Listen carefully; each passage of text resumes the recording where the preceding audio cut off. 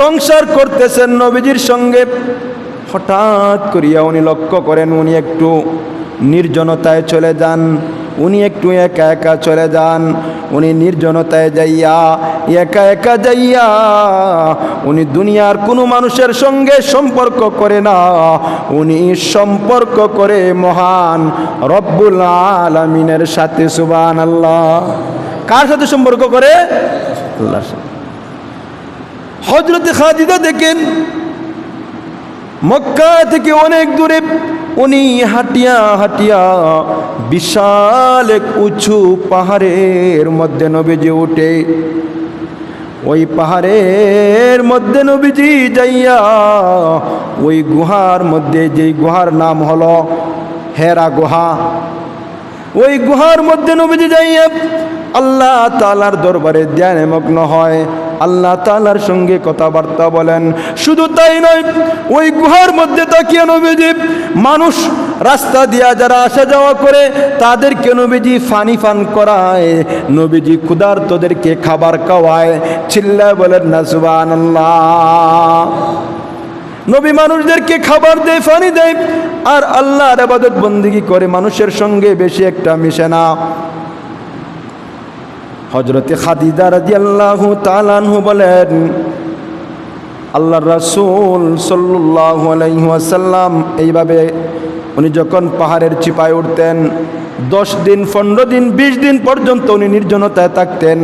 আমি খাদিজা এই উঁচু পাহাড়ে নবীজির জন্য সব সময় খাবার পানি নিয়া সব সময় নবীজির খেদমতে হাজির হইয়া যাইতাম। আরো জোরে বলেন না সুবহানাল্লাহ। হযরতে খাদিজা রাদিয়াল্লাহু তাআলা আনহার করে নবীজির সন্তানেরা জন্মগ্রহণ করেছে। হযরতে ফাতেমা, হযরতে কলসুমা, হযরতে জয়নব, এদের জন্ম হয়েছে হযরতে ফাতেমার ঘরে, এদের জন্ম হয়েছে হযরতে খাদিজার ঘরে। বলেন না সুবহানাল্লাহ।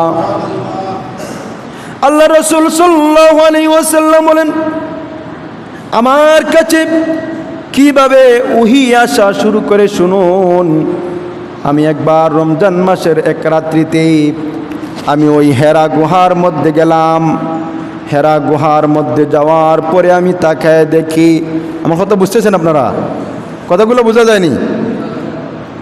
হঠাৎ করে আমি তাকায় দেখি একজন সুন্দর যুবক সাদা ধবধবে পোশাক পরিয়া হেরা গুহার মধ্যে নবীজিকে আইসা আসসালাতু ওয়াসসালাম বলেন, আসসালাতু ওয়াসসালামু আলাইকা ইয়া রাসূলুল্লাহ, আসসালাতু ওয়াসসালামু আলাইকা ইয়া হাবিবাল্লাহ বলিয়া হযরতে জিবরাইল আলাইহিস সালাম নবীজির কাছে প্রথম সাক্ষাতে আসেন। বলেন না সুবহানাল্লাহ। নবীজির কাছে হযরতে জিবরাইল আমিন আসার পরে বলেন, আমাকে জিবরাইল বলে, ইয়া রাসূলুল্লাহ ইয়া হাবিবাল্লাহ, বলেন ইকরা, আপনি পড়েন। নবীজিকে কি বলছেন ভাই? ইকরা। কি বলছেন? বলেন না শব্দটা, ইকরা। জিবরাইল কি বলতেছেন? ইকরা, কোরআনের একটা শব্দ। পড়েন। ইকরা শব্দের অর্থ হলো পড়ো। আল্লাহ রাসূল বলেন, মা আনা বিকারি, আমি তো পড়তে জানি না, আমি তো পড়তে জানি না। তখন আল্লাহর রাসূল বলেন, জিবরাইল আমাকে বুকের মধ্যে নেয়া এমন একটা চাপ দিয়েছে, আমার অনেক কষ্ট হয়েছে। চাপটাকে সারার পরে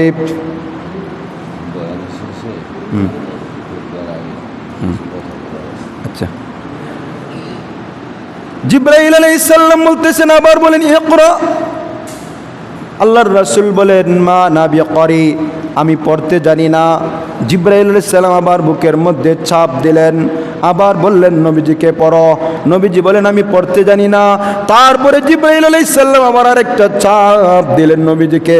এরপরে জিবরাইল আমিন বলেন, ইকরা ওয়া রাব্বুকাল আকরাম, ইকরা বিসমি রব্বিকাল্লাযী খলাক খলাকাল ইনসানা মিন আলাক ইকরা ওয়া রাব্বুকাল আকরাম আল্লাযী আল্লামা বিল কলম আল্লামাল ইনসানা মা লাম ইয়ালাম। বলেন আল্লাহু আকবার। হযরতে জিবরাইল আমিন নবীজিকে চাপ দেওয়ার পরে নবীজি এই আয়াতগুলিকে মহান আল্লাহ নবীজির বক্ষের মধ্যে একেবারে সহজ করে দিলেন, একেবারে ধারণ করে দিলেন।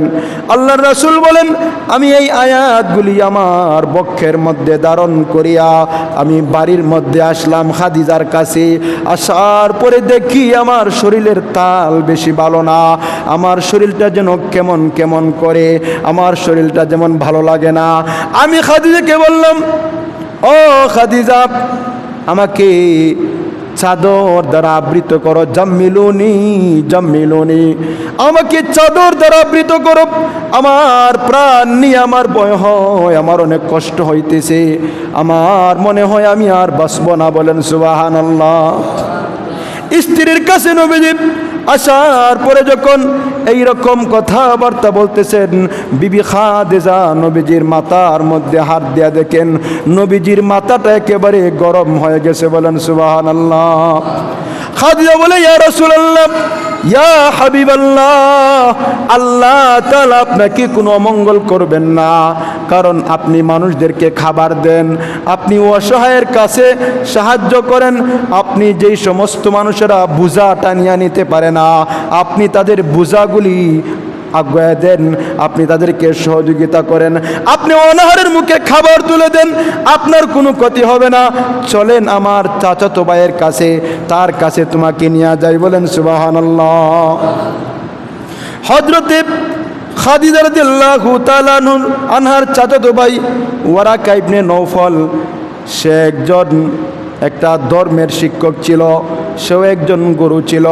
যাওয়ার পরে নবীজির এই বৃত্তান্তগুলা বলার পরে ওয়ারাকা ইবনে নওফল নবীজির দিকে তাকাইছে, চোখ তুলিয়া তাকায় বলে, ও খাদিজা, আমি বুঝে গেছি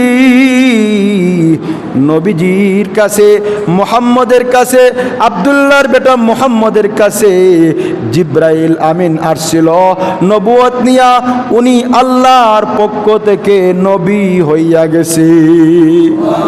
আরো জোরে বলেন না সুবহানাল্লাহ।